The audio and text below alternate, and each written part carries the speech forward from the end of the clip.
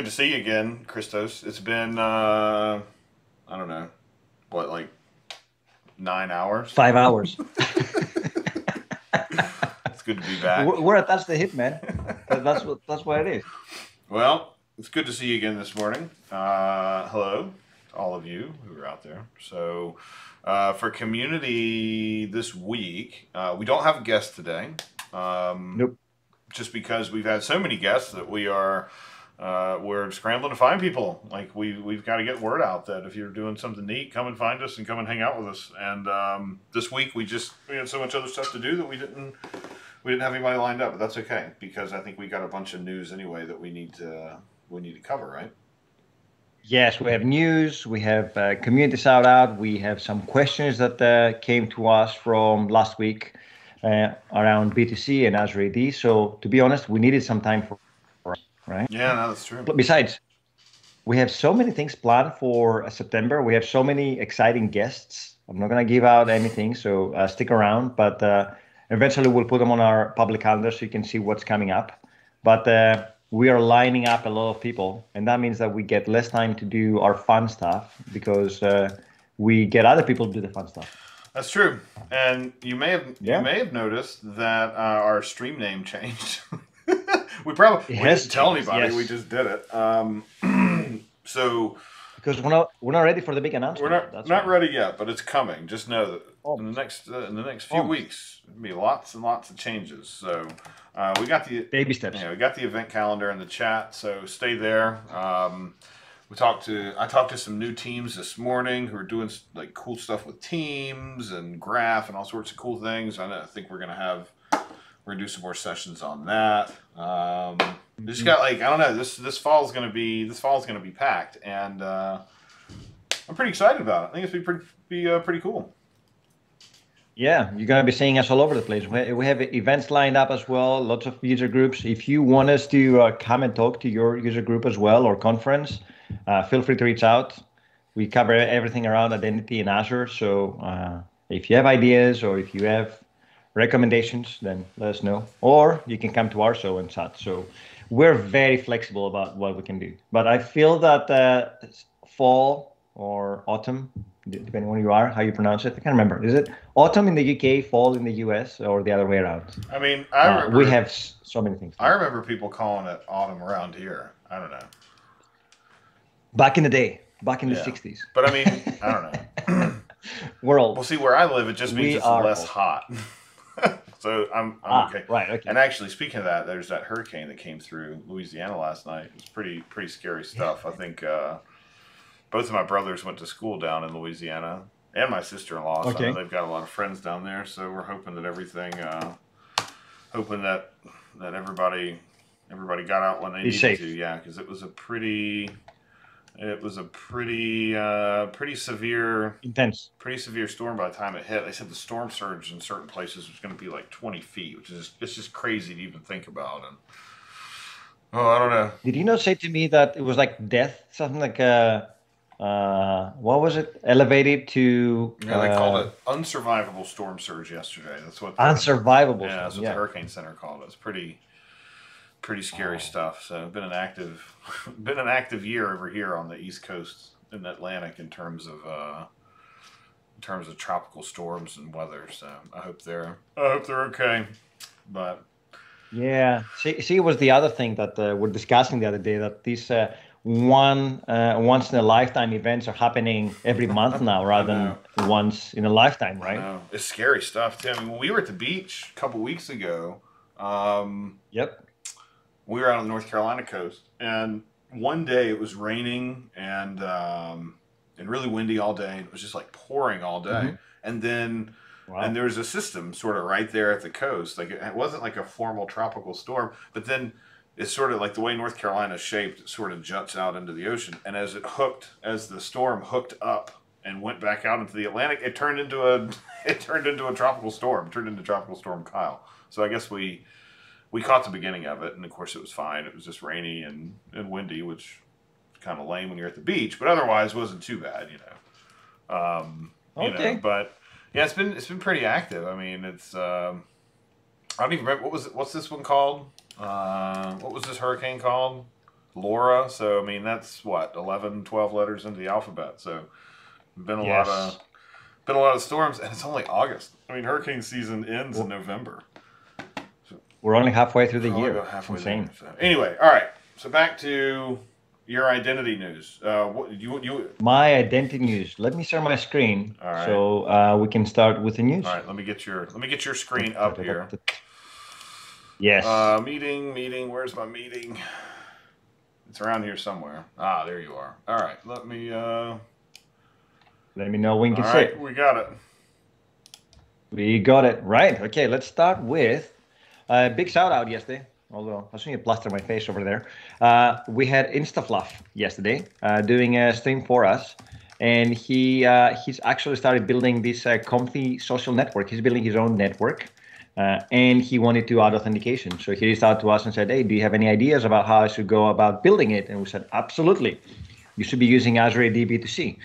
So he devoted his stream yesterday in adding the authentication. That was the first component into his new social network, adding social logins. So he wanted his users or his customers, whatever you call this network, to be able to log in either with tweets or their own Google and other accounts.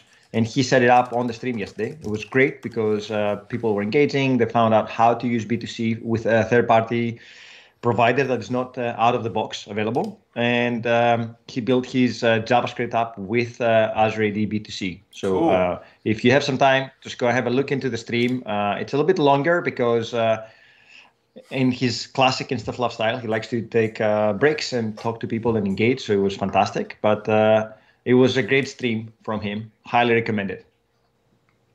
So that was the first one.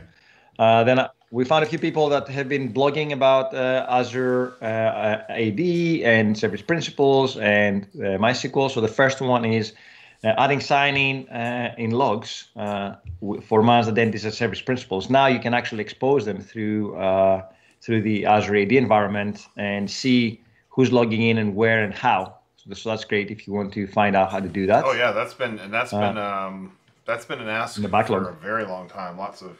Like when I was doing customer work every day, I mean, that was a question I'd feel like I got almost every day was when can we get sort of robust logging around service principals? And it's really, really awesome to see that it's here now. And the important bit is because you cannot enforce conditional access to these accounts, means that there's no way to lock them down. So being able to log them and get alerts about when a service principal or a managed identity is logging in from a location, one that you probably don't recognize, it's very, very important. So highly recommend it, having a look into this stream. We'll share the links at the end of the day. Assigning groups to Azure AD roles and privileged access groups, having a first look. So we announced that on the August 13th, and this one goes through the process of how to do it. So that's a great blog post. Again, highly recommended to have a look at that. Then the next one is adding an Azure Active Directory user to Azure SQL database with automation. Yeah, that's a good one because there are some gotchas there and some workarounds that you have to work. So this is a great blog post that shows how to use automation to do this for your Azure SQL. And you want your users to log into Azure SQL with an Azure Active Directory account rather than SQL accounts. It's a lot more secure. And it allows you to have greater control, especially if you're an ID admin. So it's funny that you mentioned this because when I first read this, I read it differently because I didn't read it correctly. But sometime so we've got an upcoming show where we are going to be building ETL to take Azure AD user data and put it into SQL or Synapse Data Warehouse in Azure for Power BI stuff. So we had a call from somebody picked up the bat phone and called us and said, hey, do you have any idea how to do this? And we said, well, yeah, lots of different ways, maybe. And so we started thinking about a solution and decided, hey, maybe this should just be something cool that we should build. So sometime in the next few weeks, we've got an upcoming show about that where we're going to build build some ETL out of Azure AD or copying data from Azure AD into a warehouse so that you can get some Power BI reporting and all sorts of cool stuff off of it. So looking forward to that one. I think we're going to have a few friends come and join us for that one too. That sounds awesome. Yeah. Finding time to do that would be fun now, because we have lots of requests from people that want to come and join the show. And if you want to join as well and you have a cool idea, feel free to reach out to us. We would love to have you. So we might need to extend to a third day of streaming if we see that we don't have any more time, which is great. I mean, we love being on the. I know it's feeling like that's going to be next. We're either going to end up doing more today or more on Thursdays, or maybe even adding like a Wednesday, or maybe we optimize for a different time zone, like on a Wednesday or something. We do an afternoon show or something. I know it's early for you, too early even. So I think 5 a.m. wake up call. Why not? Well, you got a lot. You have a lot to do to get ready. True. Exactly. This just doesn't happen overnight. No. I need my beauty sleep. Yeah. See, I mean, it's 11:15 for me in the morning, so I've already been up and had kids are going bananas, and Yeah, because school is kind of a weird situation right now, right? Yeah, my son went to school one day this week, and then the next 2 weeks he goes like 2 days, I think, each week. Mm-hmm. And then the week after that is when they start back in full. But there are all sorts of protocols for, like, if somebody in his class gets sick or tests positive for COVID, or like thresholds for the county and all this stuff. So I have a feeling he'll be home. He'll be home within a month. I mean, it's almost inevitable that by October. I like the confidence. I mean, I live in South Carolina, right? I mean, people have done whatever they want since the very beginning. Yes. So I'm kind of stuck. I'm like hunkered down in my basement of my house. Like, well, I guess I'll just order every grocery and order every lunch and get everything delivered instead of ordering. So anyway. Oh well. I hope you don't have to get into that situation. But let's move forward. Next one is from Inderjit Rana, and it goes about Azure AD MySQL audit logs and Azure AD authentication learnings. So this is how to use Azure AD with Azure MySQL to authenticate and log in, and then getting some audit logs back and tracking the users who connected to MySQL, which is great.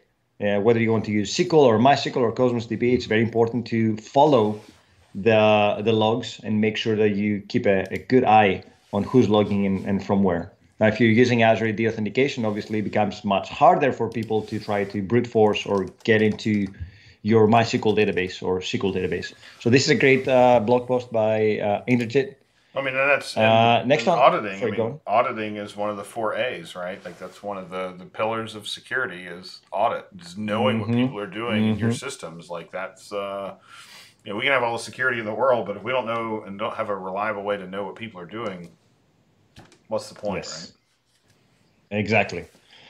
If you're a video person and you like to watch videos, obviously you must be because you're watching our show or reading the blog post. But there's a very nice video from the Microsoft Reactor, and they put together an MSAL video that shows you how to integrate Azure AD with your application using the MSAL library, the Microsoft Authentication Library. This one, and finally, a selfish plug, I suppose. This week, I wrote a blog post about using gRPC services with .NET Core and Azure Active Directory. So this is fairly new to .NET, but .NET Core now allows you to expose a gRPC service. Cool. And I also found out that if you're running the standard gRPC service, you can't hit it over the browser. You can't run it on the browser, so it needs to be a service that is exposed over HTTP, but your browser can't hit it. But there's a gRPC web. There's a new library that we released that allows you to run your gRPC service as a website, which means that you can deploy to Azure Web Apps or you can deploy to IIS, and then have the ability to hit it over the web. And I was using the Microsoft Identity Web Library, which is the new library that should GA soon. It's definitely going to be as part of the .NET 5. And I think as of yesterday, we updated all the RC tooling to include it out of the box. So next time that you add authentication into your .NET Core projects, you should get the Microsoft Identity Web Library by default. Nice. Whether you're using the CLI or Visual Studio to do a file new project and create a new project. Nice. So I was curious whether the Microsoft Identity Web Library would work with the gRPC service. In my mind, it's an ASP.NET Core. It runs on the top of the ASP.NET Core framework. So I thought it would be an easy and good experiment to play with. So I went through the process. You can read through here how I did it. And the next step, which I've already completed, was to add a graph call. So a client calls into the gRPC service, and the gRPC service returns back some graph information. I have the code ready to go. In fact, the repo that I have all the way at the bottom has been updated because I did a push. I just need to write the blog post on how to add the API call. There you go. Hello, SpongeBob. So if you hit this one, let's do that now. You should see that now that contains graph calls there. And I did not use the Graph SDK this time. I just went, probably maybe not. Did I not push that? Maybe I didn't push that yet. That's why. There's in services, there's an extra graph service that gets exposed. So it was a fun experiment. Nice. Go have a look, read it. Let us know if you have any questions about how to use it. And I hope that everyone is now aware or getting aware of the Microsoft Identity Web Library, which is a fantastic library that simplifies life so much when it comes to working with authentication, whether you're doing Azure AD or B2C stuff. And I think that's me. I've talked way too much, so somebody else can take over. Somebody else. Somebody else on the call. All right, so we got a lot. We have a lot of activity on like Twitter and email and stuff this week. So which I love, right? Feel free to reach out, yeah. No matter what your question is. Hopefully identity, but we can answer other questions as well about life and whatever. And we'll do our best. I don't know if you want to take life advice from either of us. We work. Our best friends are a bunch of tokens and endpoints. Protocols. That's right. Yeah, we hang out and do identity work all day. So clearly there may be some decision making abilities that we lack, but I don't know. It's just the way we're wired. Anyway. It is. So yes, we had a few sort of interesting questions come in around specifically around token acquisition with MSAL Angular, right? And we haven't built an Angular app yet on Stream, but we should look into doing it. But let me go ahead and pull up the code here. So there are a couple things to take a look at. The first one is in sort of the expected flow. Oops, that's not the right one. The first one is in the expected flow of the expected flow for Angular apps, right? So make it bigger, sir. Make it bigger. Oh yeah, I'll make it bigger. I got to pull up the right code because that was not the right project. That's another project which we're going to talk about here in a few minutes. But so in Angular.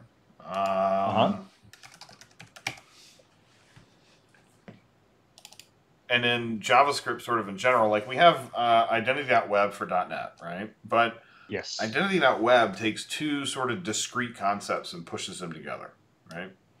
So we have MSAL for getting tokens, and we have MSAL for getting tokens, and then we also use ASP.NET Core Identity for authentication, right? So that's everything around, that's like everything related to OpenID Connect, logging in a user, and that's the stuff like the add authentication and OpenID Connect and all that sort of stuff in .NET. So Identity.web, Microsoft Identity.web handles both of those things for you. So it both configures regular ASP.NET authentication and it configures MSAL to be available with token cache, right? So it gives us both of those things together, and so as the developer experience is much more straightforward, right? Okay. And in most of the historic platforms, like or not historic platforms, but historically, you've done the same thing in other platforms where you might be using Spring Security or something in Java. You might be using Passport and Express and Node, where some library is handling the authentication bit, so the OpenID part of it, and then you're using MSAL separately to go and get tokens, right? And so, and in fact, that is still the pattern for Node and for Java and for most of the other languages today. Where it's different though is JavaScript, because JavaScript, the MSAL libraries handle logging in a user and doing authentication and getting access tokens for services when you need them, and that's kind of a difference, right? Like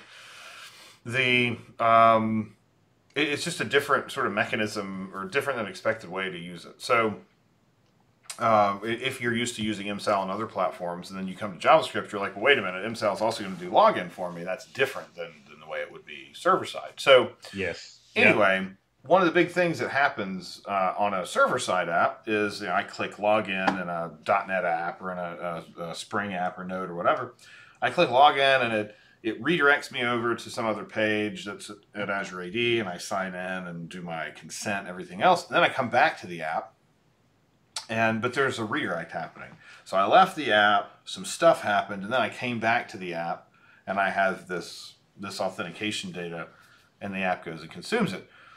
But the difference now is that doesn't, in a JavaScript single page app, that doesn't really work.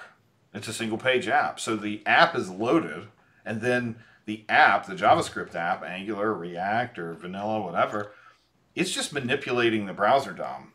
It's making API calls, it's doing stuff, but you're not actually changing your URL. Like, you're not doing a hard redirect and reload to another page. And so the way that you interact with Azure AD is a little bit different. So anyway.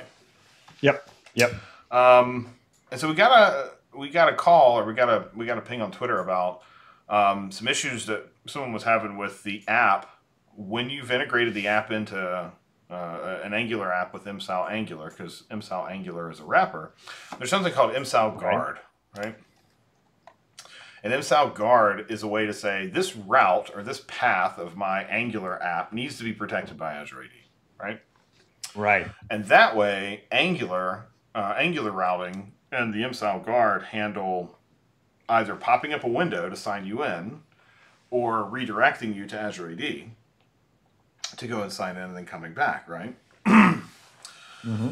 But of course, in JavaScript, a redirect is a little bit different, because if I've redirected you and then I come back, I essentially am coming back to the same app, just reloaded, right? Like, all the state is potentially gone, and I'm essentially starting the app all the way over from scratch, right? So you have to kind of be aware that that's happening, because otherwise you may end up in a position where your app has loaded, and if you're not expecting that it's a redirect back from an identity provider, the app can sometimes act sort of weird.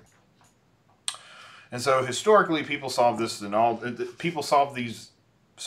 own way. They'd store something in cache, or they'd put something in the query string, or they'd use the state parameter in OAuth or whatever for sending that, where you came from back and forth. And that's a little bit hacky, right? No, I wouldn't say it's hacky per se. But it's really common. So that you have to do it yourself, that would be hacky. Like, if you had to do it, and there's nothing out there that would do it for you, like in a reliable way, that's something, that's extra work that you really shouldn't have to take on. With the size of the different communities out there for JavaScript and .NET and everything else, that no one had figured that part out, and you had to re-implement it for every single app you wrote, that would be a problem, right? So fortunately, in MSAL, because the question came in MSAL, the short story is we do it all for you. So if you're using MSAL Angular, and there are a lot of docs and NPM for MSAL Angular, if you were using MSAL Angular, and really if you're using the other MSALs, but because there's no automatic guarding like there is here, when you're using MSAL Angular, we handle returning the user back to where they came from when they tried to sign in, right? So the workflow is sort of like this. If I say I've got an app, and I have You know, my app, I've got the root, and this is unauthenticated. So it's, you know, anonymous. Anyone can access it. And then I've got like user/profile, right? Or maybe just user, right? /user. And it's where you can view your user profile. If we use mcell guard on this, what's going to happen is I'm going to get redirected to Azure AD. Okay. But I'm going to have a reply or a redirect URL in here that's probably going to be something like, you know, myapp.com/ you know, auth response, or, you know, whatever, pick one. This is my redirect URL, right? But right now in my app, I'm at myapp.com/user. And okay. So if I tried to use this as the redirect URL, Azure AD is going to blow up and say, nah, sorry, right? So I sign in at Azure AD. Sign in is successful. And so now I get sent back to the redirect URL, right? Which is auth response. Right. So what that would mean is, if we think sort of logically about what needs to happen, the auth response page in our app needs to handle, hey, from where did you come? And that could be used by the OAuth2 state parameter. Lots of opinions on that, though, so we won't wade into it. Probably don't do this, right? You probably want to send something that you can ensure hasn't been tampered with, something like a JWT, but or you can use you could store something in store the return path, or the, you know, the page from which the user is the user's trying to reach. Store that in local storage or session storage, right? Probably in session storage, because that way it's just valid for that tab, right? So you store this in session storage, and then your auth response page is responsible for checking local storage or session storage for that cache key, and then redirecting or changing the path or view for the user, right? So there you go. What's really happening is this. This is what mcell guard is handling for you on the Go Authenticate side, and then it's also handling this side of the equation for you. So you actually don't have to worry about implementing any of this bottom half yourself, because mcell does it for you. So if you're using mcell guard, this is the expected behavior. And this is driven by, we have some state that goes in the request. It's not the actual return URL that you want to go to. It's a bunch of other state, and that state ultimately resolves to a cache key. And the cache, of course, is local storage or session storage, depending on which one you chose. So that way, when we come back, we can get you back to where it was that you were trying to go. But what we don't want to have happen is, we don't want someone to go and add every possible path as a redirect URI in Azure AD. We really want to have just one or two, or, you know, a short list of them, because there starts to be some risk. Like, part of the OAuth state parameter risk is you may become an open redirect, right? And an open redirect is bad, because it means somebody can essentially have your website redirect the user to anywhere else on the internet. And of course, we don't want that. Yeah, intercept, like almost like a man-in-the-middle attack, right? In a way, it gives an attacker's URL legitimacy, because it might look something like this. It might look like myapp.com/auth response, and then, you know, state equals HTTPS, you know, some malicious site.com/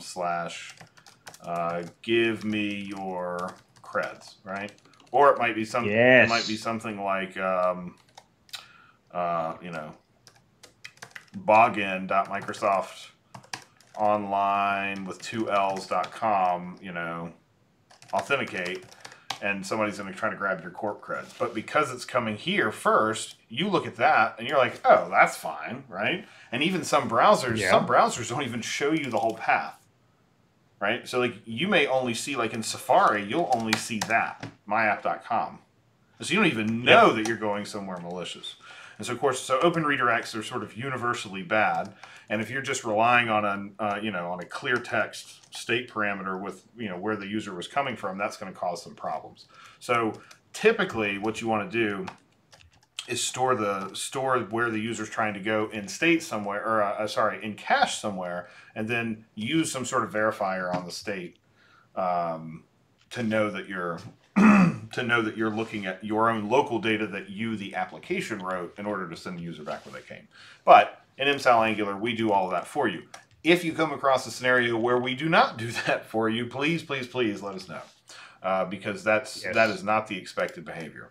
And if this is the MSAL library itself, I was taking a look through this, and if we take a look at that, you'll notice that the auth service, which is essentially the MSAL part of the MSAL Angular wrapper, has this redirect start page that comes in. Excuse me. And redirect start page gets pushed into the cache by the user agent, application object, which is of course what you use to sort of the underlying MSAL bits. And then the big one that happens is we go and pull this back out. We go and pull this back out of cache after the user's been redirected back into your app, and then handle it from there. So there's no, we're not using the state parameter in that way. We're using state to send certain bits of state or certain bits of cache over so that we can find where you were trying to go when you come back. So if you have any issues there with MSAL, please be sure to let us know. There's one other question on MSAL Angular that came in, and that was around just sort of token requests in general, and how to both authenticate with Azure AD and then also receive a token for an Azure AD protected service, right? And luckily, that's what the tool is built to do. So fortunately, there's not a whole lot of drama involved with doing that. So in your Angular setup, which we can get to from the MSAL Angular NPM pages, we've got some other docs on the same thing. I'll go ahead and put this. I'll put this in the chat too, so we've got it. MSAL Angular. This package has some initialization info and just how to get started using it. One of the most important things, though, there's a specific field for enabling redirect, but the other side to that are the scopes that you need to sign in with. So if we look at the default scopes, the ones you need just to sign in, for just signing in, you need OpenID. If you'd also like to get profile data, you can get some profile data, and you can also get email using these scopes, right? So these are our base scopes for sign-in. Now, if you also want to get to, let's say, the graph, you can also include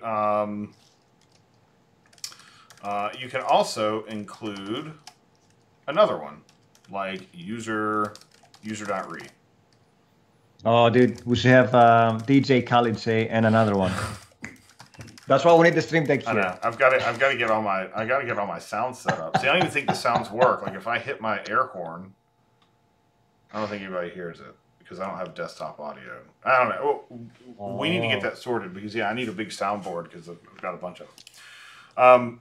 So when you also request the user.read scope, any scopes that are like this, these are shortcuts for the graph, right? So graph has shortcuts. So user.read and https graph.microsoft.com/user.read, these are the same. I like the shortcut. Right? So you can use the shortcut, and most of our samples do. However, let's say you're also accessing one of your own services, like myapp.com/some API, and I need to do stuff on that API, right? I can't request this scope and this scope for two separate APIs in a single request. So if you don't need to access graph, You can get rid of user.read and put your own in here. But because user.read comes as the default one on a lot of them, it's not immediately obvious that that's a graph scope because it doesn't have graph in front of it. So you can delete this, and then you can get an access token for your backend API at the same time as login. Perfect. And you don't do any extra work for that. So after you've done this, so let's say we did this as a MSAL login pop-up, for example. And this was these are our scopes, and then we've got our array of scopes here. If these are our, and this needs quotes and everything else, but once we've done this, we're going to get an ID token from here, right? So this is going to produce us an ID token.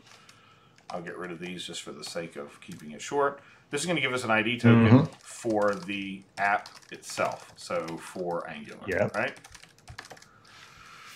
This is going to give us an access token. And that access token is going to be what we send to our backend API, right?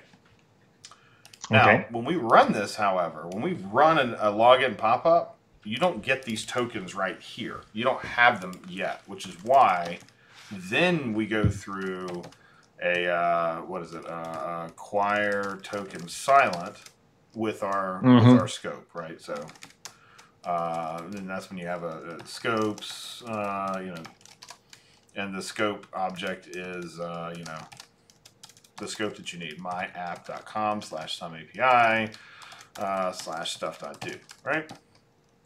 So when you do an acquire token silent, this is what actually gets you the token.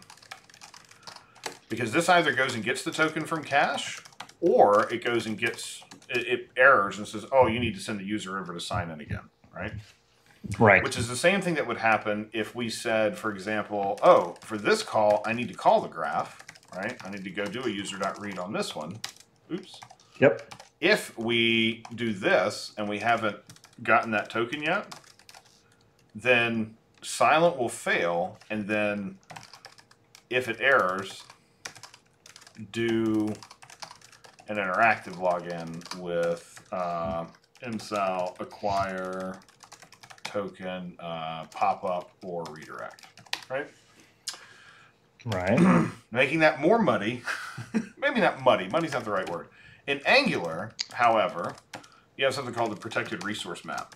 And the protected resource map gives you a scope to a URL. And what that will do is it intercepts it. There's an Angular interceptor. And what that does is when you're making a call to a specific URL, if you've listed the URL in this map, we will automatically, MSAL will automatically put a token with that desired scope on the outbound request for you. So you don't even have to worry about it on your own, which is super cool. Right. And that's part of the MSAL, not part of Angular, right? That's part of MSAL Angular. It's part of the Angular wrapper for MSAL. Probably the best way to describe it. Which is called MSAL-Angular. So, okay. That was our quick little detour into Angular. So maybe we should find a cool project to do in Angular and do one. I've gotten two other. Do we even need an excuse? I've gotten two other requests. One to do an Android app. So we should build one of those. We should build one of those fairly soon. And there's another interesting thing that came up. So I don't know if anybody's familiar with Hey.com. Right? Yes. So Hey.com is it's like an email service from the Basecamp folks, right? Yep. And it's very opinionated about workflow, about how you deal with your mail. So you've got what they call the MIM box, which is like your important mailbox, whatever. There's just all sorts of different, and there are different types of workflows for doing things. But what's super cool about it is how one of the things is as soon as you receive an email, if you've never received an email from that specific address before, it says you have to screen it and say, yeah, this is someone I want in my inbox, right? Simultaneously, I was complaining on Twitter. Imagine that, right? Who could have guessed? So simultaneously, I was complaining on Twitter about how I get meeting invites that are sent to 700 people because somebody expanded the DLs so that it bypasses all my inbox rules, and that is super that's I don't get angry about much, but that's one of those things that is really really super annoying. So of course I went and complained about it on Twitter, and then Charles, who he works over at Amazon now. He sent me a tool that he built called Screener. All right. And so Screener is sort of like a way to do this, a way to do a very similar thing as Hey, but in any sort of generic IMAP mailbox. Nice. And of course, my first thought was this would be really, really cool for us to port over to use Office 365 and Graph because A, it would solve my problem, which is screening emails out. But B, this is this would be a pretty. It's not a ton of really a ton of code, but there are a lot of things that Graph gives us that would make building this, I think, in some ways a lot simpler because we have things like subscriptions in Graph where, as a developer, I can subscribe and say, oh, I want to get a notification on this webhook whenever a new email is received for a user. And then you get an object ID of that email, and then you go to the Graph and twiddle the bits and do whatever it is that you have to do, for whatever your app's doing. So it's kind of neat because instead of having to, say, poll a mailbox or having to watch a folder in a mailbox, instead we can let Graph watch the folder in the mailbox and just tell us when something has changed. But if I remember correctly, the registrations to events is not super complete, so there are some things that may not work. Is email covered by notifications? I'm about 99% certain that it is, but now you've let's cover that 1%. Yeah, but now you're making me now you're making me doubt yourself. Now you're making me doubt myself. So Graph subscriptions, like sales, promising something that they haven't really thought of, and then like, oh yeah, we need to build a service around that so we can actually sell the product. So these are called Graph subscriptions, and it's a way to essentially you create a subscription that says, hey, when some type of activity, a creation, a deletion, a modification on an object in the Graph happens, send me a webhook. Ping this HTTP endpoint. So it could be a function, it could be a Lambda, it could be your own web app running on a cheap host somewhere. It doesn't really matter, right? So message is one of them. So messages, that's an email message, right? So a message in a mail folder. Okay. And the message resource type. The message resource type, as long as we have mail read basic, then we should be able to get a notification that a new mail was received. And it's a delegated one, so we could build a cool multi-tenant thing that anybody could sign up for. I don't know. So his code is all in JavaScript. It's all open source, and the blog post about it's really fascinating, really neat. And so I figure maybe it's something worth it for us to build this, to either port it over or build a provider specifically for Graph. Okay. And I think we'd actually be able to sort of cut a lot of code just because we don't need to worry necessarily about polling anymore because we've got subscriptions from so we'd have a bunch of new code for Graph and getting signed in and sort of the multi-tenant side of it, but we'd probably be able to cut a lot of the core business logic code because we don't have to do, or maybe not business logic code, we'd be able to cut a lot of the plumbing code just because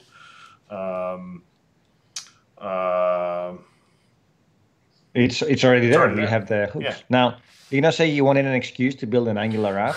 Well, I don't want to do. I can't do this in Angular. I mean, maybe we do the front end in Angular, right?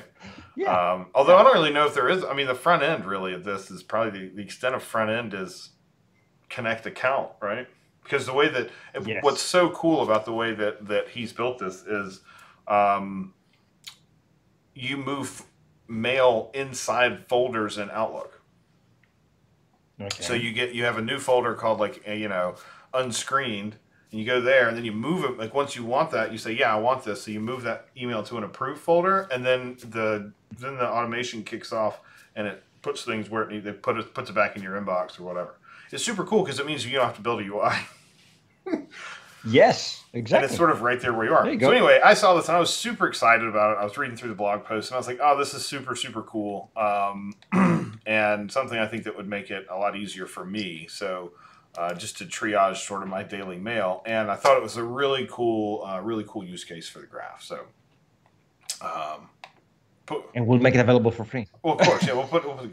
So we'll make sure that we're gonna definitely put this on our list of upcoming shows for stuff to build, and this might sort of be one of our longer projects. It's something we spend a couple weeks building, but I think it's pretty cool. I'm starting to worry about our backlog. It's getting bigger and bigger because we have so many ideas and people are pinging us. I know. Man, so many things to build, so little time. That's okay then. I'm still excited about it. Okay. So quick thing. So Nils, who was with us on Tuesday, did a really cool session on Terraform and AKS. His repo is finished. Yes. So he told us that he is done with what he was working on. Very nice. So we'll get a link to that in the blog post that goes out this afternoon. Yes. And then I understand you got a bunch of B2C questions, right? I do. Do you want to take over or should I? I'm happy to ask them. Yeah. Okay. So let's go. First one is it's like stump the chump. Yeah. My turn to take over. Does Azure Active Directory B2C provide a flag if accounts are being attacked from a known bad set of IP addresses? Or do we need to use Security Center or Sentinel to be able to get some alerting? So there's specifics around. So that's a very specific question. Mm-hmm. B2C does have some password protection in there, of course. There's things like DDoS protection that are happening just by virtue of being on the platform. There are password sort of lockout, like we call it smart lockout. Those policies handle things like how long, what's sort of the burn time or the wait time between bad logins. But so that's more the user side of it. The other side of how do we determine that an account is under attack? A lot of that is sort of platform side. So we don't share how we do it. Okay. Which makes sense. I don't believe that there's a known bad IP filter where if you have your own list, you could say, don't accept logins from these IPs or treat these IPs as suspicious. I've never seen anything like that. But we do have password protection in the sense of detecting brute force attacks and dictionary attacks and password spray type of attacks. Those are detected through lots of different signals that the platform team gets. Whether or not known bad IP is one of them for B2C specifically, I don't know. But I think the reason I don't know is because we don't tell anybody. So IP specifically, perhaps, but I'll put the doc link first. There's a docs article specifically around B2C password protection. B2C password protection is slightly different from Azure AD password. Like all of the stuff that happens in regular Azure AD for password protection, those are two slightly different things. So there's a B2C specific article on it. So we'll find out and make sure it's part of the. We'll find it, put it in the chat or in the blog post for today. Okay. Is it possible to include fail logins, like a fail login counter or delay settings inside the custom policies for B2C? Yes, because if we look at a B2C tenant, do I have one up here anywhere? I don't know if I do. If we go look at a B2C tenant, I've got one. I will open. Those lockout timers and lockout thresholds are controlled tenant side. So they're under authentication methods under security and then password protection. And here's where you set the thresholds and the durations, and we will confirm this, but since these are set at the tenant level, it shouldn't matter if the flow is a custom policy or a user flow. Ah, yeah. Okay, cool. Okay, what else? Next question. Is it possible to retrieve a number or a count of all the users in the portal, in the Active Directory, in the directory? So if I have a B2C tenant, is it possible for me to get a count of how many users I have currently on my tenant without using PowerShell? Well, let's see. 1, 2. No, okay. I don't think. Actually, it may be available in the traditional Azure AD blade. Okay. So when you're in a B2C tenant, and I completely can sort of understand how this would be a bit confusing. So when you've chosen a B2C, a B2C directory or tenant, you'll hear the terms used interchangeably. When you're using B2C, the directory filter up here in the corner will list all the directories you're a member of. And so right now I am in the JPDA B2C login, right? So this B2C directory, because it's a B2C directory, it's still Azure AD under the hood. So it still sort of shows up as a separate directory, right? So because I've chosen this directory, we have two blades here. One is Azure AD B2C. And if we go to the B2C blade, you'll see all the B2C specific stuff like identity providers and user flows and all that sort of stuff. However, because it's still an Azure AD directory underneath, there's still this concept of the Azure AD blade still works, right? Now, where it gets confusing is that some of the features that normal Azure AD has, B2C does not have, and even though you can come in here and configure them, they don't have any effect. And so that can be a little bit confusing, especially around things like MFA. Probably the best way to think about the separation is this blade is for administering the directory in terms of if you want to enforce MFA for somebody logging into this directory as an administrator to do administrative tasks, you would do that here. Right. But your users who are using that directory, who are using your apps, they're all managed on the B2C in the B2C blade. So this is more of an administrative side. But it makes me wonder if the if some of the reports would still be available in here. I don't. Well, those reports might be premium features too, so they may not be available. Right. So I don't see a good way to do it in the portal to say I have 7,422 users or whatever. Right. So I don't see that anywhere. However, okay, what we do have is Graph call we can make. So sweet. Let's sign into Graph here with I'll sign in with my B2C account. So this is admin at jpdab2c.onmicrosoft.com. Okay, so this is an administrative account in my B2C tenant, right? Let me get this signed in just so you can see. So yeah, I'm going to stay signed in. So this is signing into the Graph. And then, so over here in the Graph Explorer, you'll see it says, admin, this is the directory I'm signed into. If I was to come over and do a users call here, we'll do the beta endpoint because it has more data right now, and do users, we see there are a bunch of users, right? So these are all my B2C users who are here. So we're in the right directory. Yes. There is a new path called $count. Oh no, it didn't work, and it doesn't work in B2C. So I guess that answers that. So it says count is not currently supported. Let me. Oh no! I'm going to do this with my. I'm going to do this in my regular Azure AD directory. Let's see, GE. I'll do it in my regular. Oops. GE, and that's aka.ms/GE. That's the short link to get to the Graph Explorer quickly. All right, let's do this with my normal Azure AD account, and maybe I just did it incorrectly. It says count is not currently supported. But you did it like... I did it like 2 hours ago. Yeah. Where did it go? Beta. beta/users/$count. Oh, you know why? Forgot to add the request header. Consistency level. Oops. Apparently my delete button doesn't work.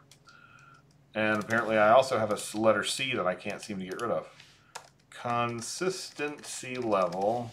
And the value here is eventual. Let's add that header. And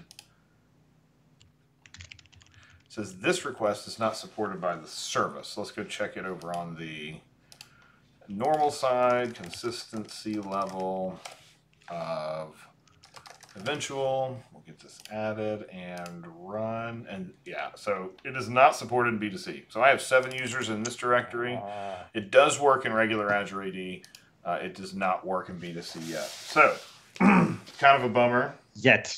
That's the important bit. Yet. Yeah, but we'll take a note and yes, see if, when, and then at what point that API will be there. And I have a last one. So, do we have enough time for a last one? Yeah, the one. So I guess then to close it though, if you need to count all the users, the PowerShell does the same. It just pulls the user objects down. You could do something like like if you were to do a select, and maybe just pull like ID. That would at least make the data smaller. Yeah. And there's one small possibility. Let me just try this one. Yeah, I don't think we can do that. No, there's a count equals true where you can count a result set. So if we were going to say pull all my users and do a select on ID and count equals true. What we should see is right up here at the top of our results. So we have all of our results. We also have an odata.count right here in our data that came back. Unfortunately, that's not supported in B2C either. So you'll just have to pull back the data and then do a count on it, which is essentially what at least the older PowerShell did anyway. So it's not a huge departure, but on a large directory, I can certainly understand the pain. So we'll do some digging around and see what we can find. There may also be a billing API for it because it is billed. B2C is billed by monthly active users. So while that may not be total directory size, it may be at least you should be able to get the monthly active users out of the billing API, especially since you're being billed for it. So, okay, what else? Fido keys. Can I get Fido key support inside B2C? That was a question that came from InstaFlop's session yesterday. Oh, cool. And I wanted to bring it over here as well. So Fido keys in B2C are supported via custom policy. However, the policy itself is sort of a pseudo-official one. It is... let me just get to the... Let's see. So if you're familiar with regular Azure AD, it sort of has this baked in support for passwordless and Fido keys.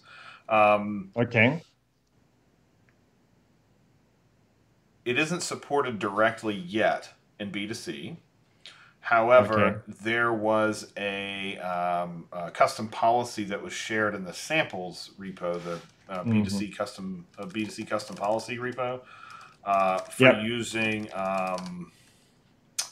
like WebAuthn and FIDO2 keys. Let me see if I can find that. Okay. There should be one, although now that I can't find it now, I'm a little worried that maybe it's not there anymore. It's been pulled back. Let me just get to the Azure B2C samples on GitHub. That's probably the easiest way to get to them. B2C. Is it B2C samples? Let's see. I believe it is. Yeah, 7 days ago. So this is it. We'll put this in the chat too. So kind of like Azure ARM templates, you hopefully don't want to write your B2C policies. If you're using custom policies, you don't want to write them originally from scratch. So we offer this repo that's got a bunch of, here it is, sign in with FIDO as a first factor. So this uses WebAuthn. So very nice. This policy really, it's sort of doing some, it's doing some extra work around with using JavaScript, which was just enabled for Pages a little while ago, a couple years ago in B2C, where you can integrate your own JavaScript in there. So this uses WebAuthn and CTAP for talking to the authenticator. And we have policies here, the B2C policies that you need to enable these. These are, I call these sort of pseudo-official because while they came from, they come from sort of our product group for B2C, they are not necessarily, this is fully supported. It's not one that's sitting in docs where you'd say, oh, this is a fully vetted, fully accessible path. These are really intended to sort of get you going and get you started and give you ideas around how to integrate into your own thing. So very much sample rather than turnkey solution. But if you're interested and it's something you want to support, we have the user journeys out there to go and try it out. So yeah. And give us feedback if you want to see that as fully integrated in the product. Then the more people talk about it, the easier for our product group is to promote and prioritize these features. So let us know. If you have any issues, of course, leave issues here because our folks will they watch these issues. So if you have any issues integrating them or having any trouble, and of course, feel free to reach out to us. That's why we're here. Yeah, exactly. Well, all right. That takes us to 3 minutes past 9. That's okay. Or 3 minutes past midday. Is there anything else? Anything else that we wanted to cover today? Were there any? I think I had maybe one or two more questions. Okay, go for it. I'm just looking at our list of questions that we got this week. Yes. Oh, there was one question. This is a really quick one. Around the relationship between apps and users when a user signs in B2C with a specific app. Okay. So in B2C, when a user signs in to B2C, they are now a member of that directory. Okay? Yep. So what that means, I'll go over and look. What that means is once I've signed into one application, right? So here's my app registration list, right? So these are all the apps that are in my B2C tenant, right? So whatever, a couple dozen here. If I sign in or sign up, let me be clear. If I sign up with app number one, so say I signed up with, Weird Both, because who knows what that even means. So I signed up with this Weird Both app, right? What that means, however, is that I am now a user in this directory. Right? So now I'm a user in here. And what that means as well is that I can go and sign into any other application that's in B2C. So it's because at this point, it's sort of purely authentication. Right? All the authorizations handled on your side. So on the application side, right? So it's up to your app to know what to do with this user when they get there. And maybe that's extra data that you store in B2C, like you store a flag about the user or an organization they're associated with, or you might store a role or something on their object, a role that, just an arbitrary string that means something to your app. And B2C will send it back when they sign in. But ultimately, once you are a member of this directory, you can authenticate to any application in that directory. So that's true also for Azure AD. So if in a normal Azure AD, like for your Corp or your Office 365, in your normal Azure AD, that happens too. So if you were to sign in to app ABC and app XYZ didn't require anything except for authentication, you'd also be able to get to that application. Which becomes an issue when you start thinking about B2B guests where you've invited users from other directories into your Azure AD directory, because now that guest can authenticate in your directory. And if your application is only looking for authenticated user, that can become a problem. Now, there's one thing that regular Azure AD does have in addition to this, which is called app assignment. And app assignment, you can set an app to be to force assign an app. So the only way you can access the application is via an assignment. So like, I'll pick one of these apps here. I don't know. Let me find one that I know I'm not using. And while you're selecting an app, I think you got a compliment from our audience. Somebody said you sound like Seth Rogen. I don't know if that's a good thing. No, I said like that's a compliment, right? I'll take it as a compliment. So I'll take it as one too. I might just print that and put it above my desk. Yeah, that would be great. I think our job here is done. We elevated our status, or you elevated your status, because I will never sound like Seth Rogen or any other. I mean, is there any Scottish Greek kind of celebrity that I can attach to? Probably not. So I think you get all the compliments. I think if you started like smoking cigars and cigarettes now, in 20 years you probably sound like Billy Connolly. Which would that be okay? I will need to be drunk as well at the same time, though, because. Well, wait a minute. What were you just drinking? It's my Irish coffee. So that's how I start the day. Anyway, in regular Azure AD, we do identity work all day, right? So we gotta do something to get through the day. We need something to keep us going. Yeah. So in regular Azure AD, you have this user assignment required flag, which is on the app properties on the enterprise app side. And that ties the user to the app itself? Well, it doesn't tie the user. It doesn't really tie a user to an app. What it says is, once user assignment is required, if someone who is not in the users and groups list tries to sign in, it says, "Oh, sorry, you can't get there because you're not this app requires assignment, and you are not allowed. You are not allowed to do that." So you can't have new users signing up in a way, locking things down to just the registered users. Is that it? Yeah, and this is also where you would set roles, right? So let me find myself, and you can also assign groups in here, which is cool. But like if I find myself, I'll use this, select, and then if your application has roles, you would also assign those roles here. Gotcha. We can get into authorization with Azure AD. It's probably a good topic to cover one day too. There's also a bunch of data out there, a bunch of topics and docs about this already. But if your application exposes roles, you can assign users to those roles through the same interface. Yep. And then those roles will get sent over in the token, which is really cool because now instead of like your authorized tag can actually in .NET can actually pick up on that roles data.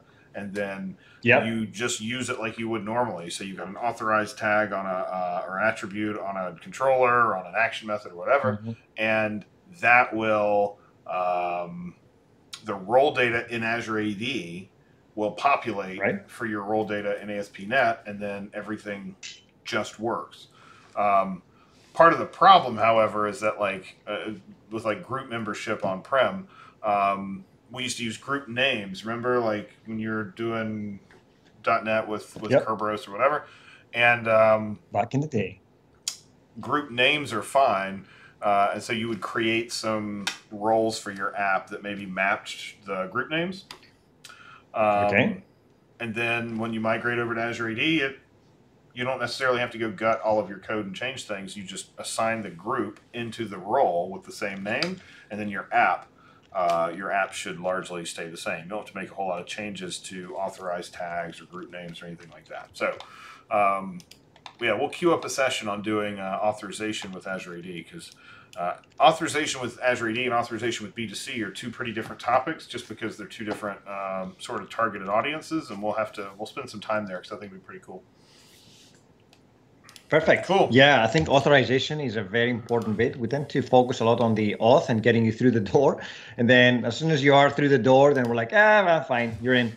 So I think paying a little bit of attention on how to create this kind of a gated experience where based on your roles, you have different kind of permissions within the application would be nice, both with B2C and Azure AD. And quite a few people have asked about that. So I think we need to prioritize that in our huge backlog now. I know. Yeah, authorization is hard because in a lot of cases, like your app itself is the thing that's actually doing like enforcing the authorization, right? Mm-hmm. So the authorized tag on your controller or some other sort of authorization policy in the app, like that's the thing that's actually enforcing whether or not you're authorized to see it. Because if it's not, if you're not authorized, the app's going to boot you back out. And because of that, there's really not like if you think to yourself, we should build some sort of like what if I was going to go build like authorization as a service, right? Like how would I do that? And then you think, well, do I also want to call an API on every request, or like how do I serialize somebody's authorization data so that there are all sorts of different things to think about. And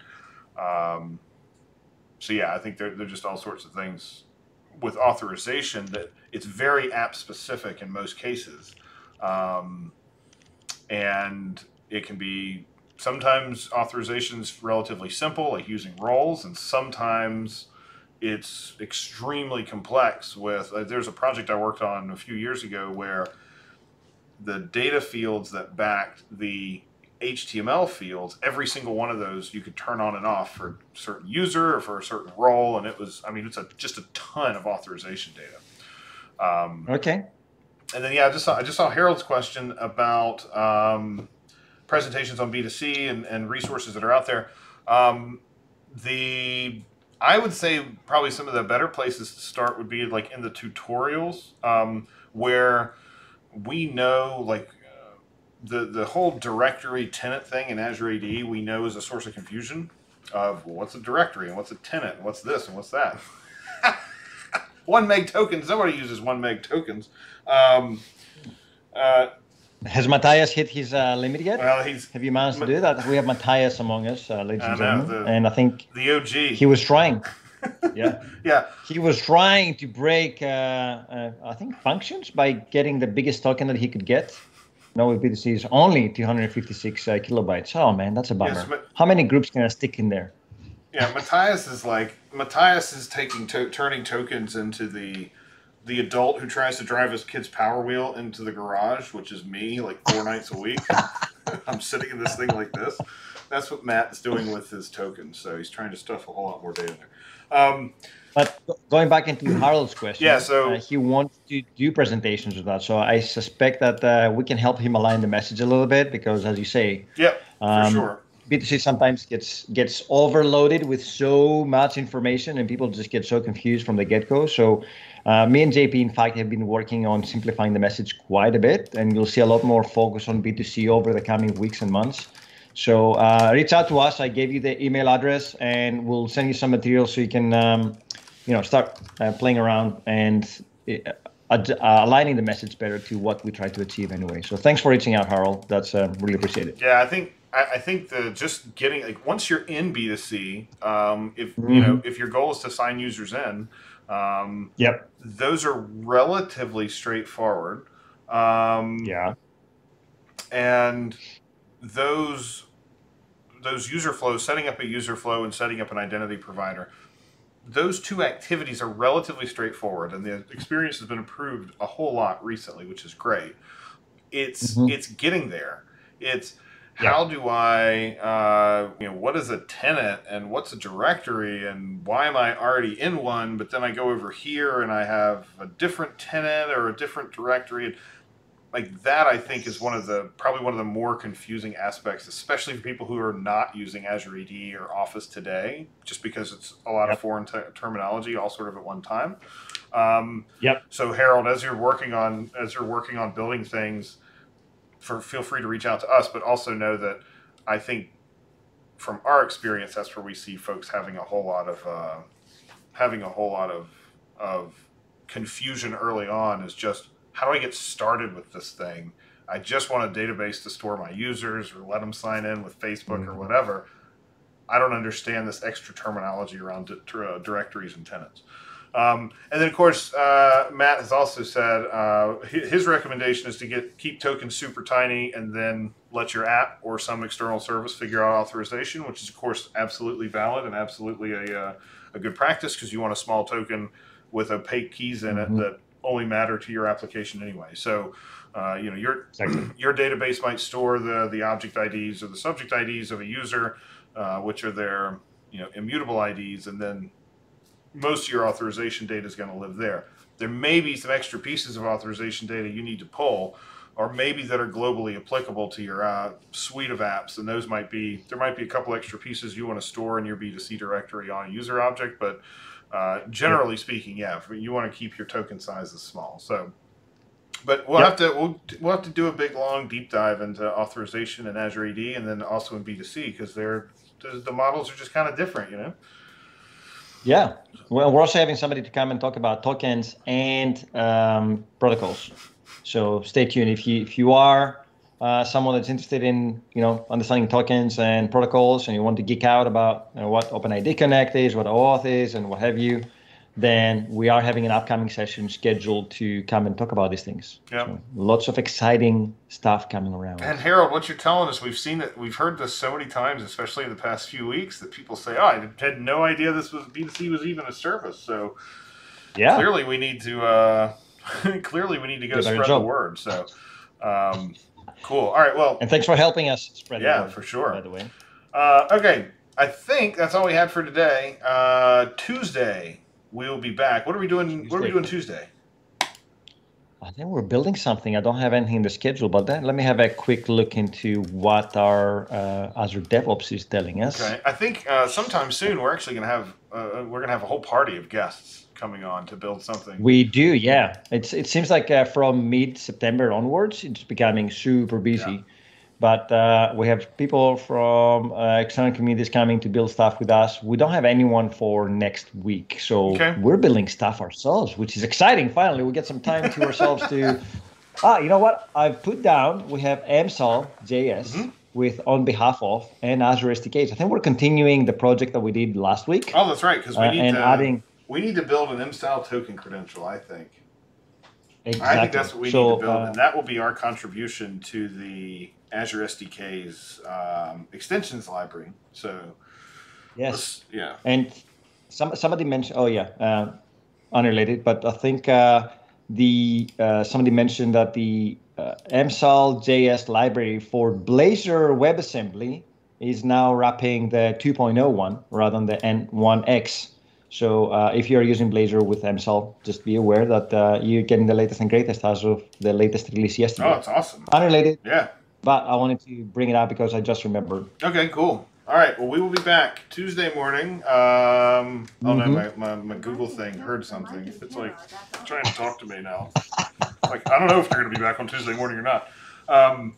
Yep. So, yes, we'll be back on Tuesday talking about MSAL, and we're going to build a token credential for MSAL for the Azure SDKs. That sounds like a lot of fun, and I think it solves a bunch of problems that we know a few different people, at least we've talked to, are having. So, who are we going to go and raid? It looks like CLW is online. He's one of our friends over at Twilio.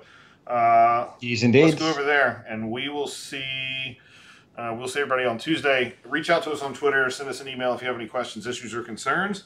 And we're going to head over to CLW. See you, everybody. Thanks for coming. Awesome. Thanks, everyone. Have a lovely day.